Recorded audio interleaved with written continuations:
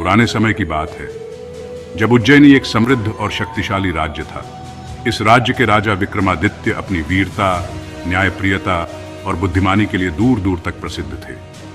उनके शासनकाल में राज्य में सुख, शांति और समृद्धि का वास था। उज्जैनी के महान राजा विक्रमादित्य अपनी वीरता और बुद्धिमानी के लिए प्रसिद्ध थे। वे न केवल एक महान योद्धा थे, बल्कि एक कुशल प्रशासक और न्यायप्रिय शासक भी थे। उनके दरबार में विद्वानों, कलाकारों और योद्धाओं का सम्मान होता था। एक दिन उनके दरबार में एक थका हारा व्यक्ति पहुंचा। उसकी हालत देखकर ऐसा लग रहा था जैसे वह कई दिनों से सोया नहीं हो। उसके कपड़े फटे हुए थे और चेहरा धूल से भरा हुआ था। उसका चेहरा डर से सफेद पड़ चुका था। उसकी आंखों में भय और चिंता स्पष्ट दिखाई दे रही थी।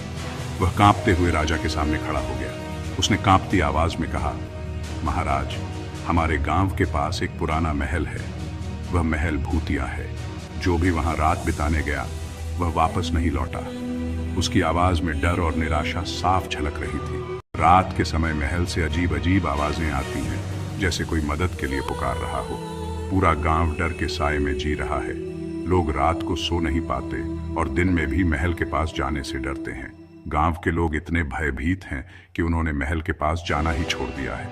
राजा ने उसकी बात ध्यान से सुनी और महल में जाने का साहसिक निर्णय लिया। उन्होंने सोचा कि अगर इस रहस्य का समाधान नहीं किया गया तो गांव के लोग हमेशा के लिए डर के साए में जीते रहेंगे। उन्होंने अपने सैनिकों को साथ ले जाने की बात सोची, ताकि अगर कोई खतरा हो तो उससे निपटा जा सके। लेकिन फिर उन्होंने सोचा कि अगर वे अकेले जाएंगे तो शायद इस रहस्य को बेहतर तरीके से सुलझा पाएंगे। लेकिन फिर अकेले जाने का निश्चय किया, क्योंकि वे जानते थे कि यह रहस्य अकेले ही सुलझाया जा सकता है। उन्होंने अपने सैनिकों को आदेश दिया कि वे महल के बाहर ही रहें और किसी भी आपात स्थिति में उनकी मदद के लिए तैयार रहे, क्योंकि वे जानते थे कि यह रहस्य अकेले ही सुलझाया जा सकता है।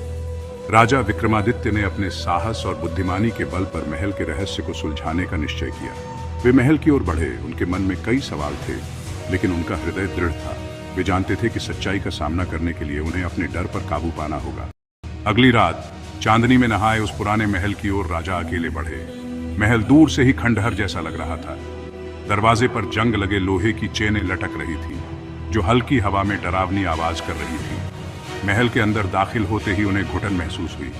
चारों ओर मकड़ी के जाले और धूल जमी हुई थी। अचानक राजा को ऐसा लगा जैसे कोई उनके पीछे खड़ा है। उन्होंने तलवार निकालकर पीछे पलटकर देखा, लेकिन वहां कोई नहीं था। जैसे ही राजा ने महल के मुख्य कक्ष में कदम रखा, उनके मन में एक अजीब सी बेचैनी थी। यह महल, जो कभी उनकी वीरता और न्याय का प्रतीक था, अब रहस्यमयी घटनाओं का केंद्र बन चुका था। अचानक चारों ओर से भयानक हंसी की गूंज उठी। यह हंसी इतनी डरावनी थी कि महल के हर कोने में गूंजने लगी, जैसे कोई अदृश्य शक्ति राजा का मजाक उड़ा रही हो। दीवारें हिलने लगीं और एक दरवाजा जोर से बंद हो गया। ऐसा लगा जैसे महल खुद ही जीवित हो उठा हो और राजा को डराने की कोशिश कर रहा हो। लेकिन राजा विक्रमादित्य ने साहस नहीं खोया। उन्होंने अपने दिल को मजबूत किया और आवाज का पीछा करते हुए एक संकरी सीढ़ी की ओर बढ़े। यह सीढ़ी महल के गहरे रहस्यों की ओर ले जाती थी। सीढ़ियां अंधेरे में डूबी हुई थी। हर कदम पर अंधेरा और गहरा होता जा रहा था, जैसे कोई अनदेखी शक्ति उन्हें रोकने की कोशिश कर रही हो। हर कदम पर ऐसा लगता था जैसे कोई छिपकर उन्हें देख रहा हो। राजा को महसूस हुआ कि उनकी हर हरकत पर नजर रखी जा रही है, लेकिन उन्होंने अपने कदम नहीं रोके। तभी उनकी मशाल की रोशनी में एक परछाई लहराई और ठंडी हवा का झोंका उनके चेहरे से टकराया। यह हवा इतनी ठंडी थी कि राजा को एक पल के लिए कंपकंपी छूट गई। नीचे उतरते ही राजा एक गुप्त तहखाने में पहुंचे। यह तहखाना महल के सबसे गहरे और अंधेरे हिस्से में था, जहां शायद ही कोई पहले गया हो। वहां एक पुराना सिंहासन रखा था और सिंहासन के पास एक कंकाल पड़ा था। यह कंकाल किसी पुराने राजा का हो सकता था, जो इस महल के रहस्यों का गवाह था। उन्होंने महसूस किया कि यह महल सिर्फ पत्थरों का ढांचा नहीं था, बल्कि इसमें कुछ अदृश्य शक्तियां भी थीं। लेकिन राजा विक्रमादित्य ने हार नहीं मानी।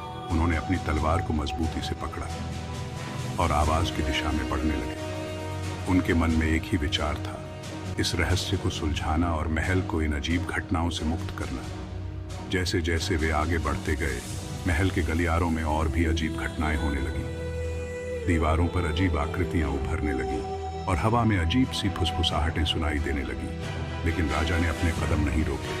चलते चलते राजा को एक पुरानी किताब मिली जो धूल से ढकी हुई थी। उन्होंने उसे उठाया और उसके पन्ने पलटने लगे। किताब में महल के रहस्यों और अजीब घटनाओं के बारे में लिखा था। राजा ने ध्यान से किताब पढ़ी और समझा कि महल में हो रही अजीब घटनाओं का कारण एक पुरानी शापित आत्मा थी जो अपनी शांति भंग होने के कारण क्रोधित थी। राजा विक्रमादित्य ने ठान लिया कि वे इस आत्मा को शांति देंगे और महल को इन अजीब घटनाओं से मुक्त करेंगे। उन्होंने अपनी तलवार को और मजबूती से पकड़ा और आत्मा की खोज में आगे बढ़े। महल के अंधेरे कोनों में चलते हुए राजा को कई और अजीब घटनाओं का सामना करना पड़ा, लेकिन उन्होंने हार नहीं मानी। उनके मन में एक ही लक्ष्य था, महल को इन अजीब घटनाओं से मुक्त करना और अपनी प्रजा को सुरक्षित रखना। राजा ने आवाज की दिशा में देखा। अचानक एक धुंधली आकृति उभरने लगी। वह आकृति एक भयावह भूत की थी जिसकी आंखें लाल जल रही थी। भूत ने जोर से कहा, मैं इस महल का असली राजा हूं। मुझे मेरे मंत्री ने धोखे से मारकर यहां कैद कर दिया। मेरी आत्मा को शांति नहीं मिली और मैं इस महल में फंसा हूं। जो भी यहां आता है वह मेरे श्राप का शिकार हो जाता है। राजा विक्रमादित्य ने भूत से कहा, तुम्हारे साथ जो अन्याय हुआ मैं उसे खत्म करूंगा, लेकिन पहले मुझे सच जानना होगा। भूत ने राजा को एक प्राचीन पुस्तक का रहस्य बताया जो सदियों से महल के गुप्त कक्ष में छिपी हुई थी। यह पुस्तक केवल उन्हीं को दिखाई देती थी जो सच्चे दिल से सच की खोज में थे। इस गुप्त कक्ष के बारे में बहुत कम लोग जानते थे। यह कक्ष महल के सबसे पुराने हिस्से में स्थित था, जहां जाने की अनुमति केवल राजा को थी। उस पुस्तक में मंत्री के अपराधों और भूत के श्राप को खत्म करने का तरीका लिखा था। यह श्राप मंत्री की काली शक्तियों के कारण और भी भयानक हो गया था। पुस्तक में लिखा था कि इस श्राप को खत्म करने के लिए राजा को अपनी वीरता और धैर्य का परिचय देना होगा। राजा ने अपनी तलवार संभाली और गुप्त कक्ष की ओर बढ़े। उनके मन में कई सवाल थे, लेकिन वे दृढ़ निश्चय के साथ आगे बढ़ते रहे। उन्हें पता था कि यह उनकी परीक्षा की घड़ी है। जैसे ही उन्होंने दरवाजा खोला, एक तेज चीख सुनाई दी। यह चीख इतनी भयानक थी कि किसी भी साधारण व्यक्ति का दिल दहल जाए, लेकिन राजा विक्रमादित्य ने अपने साहस को बनाए रखा। कक्ष के अंदर कई अदृश्य शक्तियां राजा पर हमला करने लगी। ये शक्तियां मंत्री की काली शक्तियों का परिणाम थी, जो राजा को रोकने के लिए हर संभव प्रयास कर रही थी। लेकिन उनकी वीरता और संकल्प के आगे सब शक्तियां हार गईं। राजा ने अपनी तलवार से उन अदृश्य शक्तियों का सामना किया और उन्हें परास्त किया। उनकी वीरता की कहानी सदियों तक याद रखी जाएगी। पुस्तक पढ़कर राजा को पता चला कि मंत्री ने इस श्राप को अपनी काली शक्तियों से मजबूत किया था। मंत्री ने अपने स्वार्थ और लालच के कारण इस श्राप को महल पर डाला था।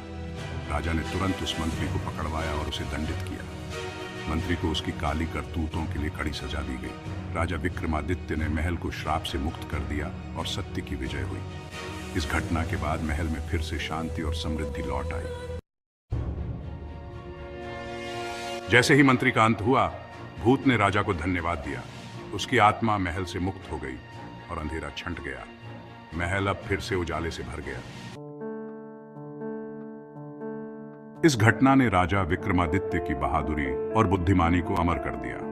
यह कहानी आज भी लोगों को सिखाती है कि साहस, सत्य और धैर्य से हर डर और रहस्य को सुलझाया जा सकता है।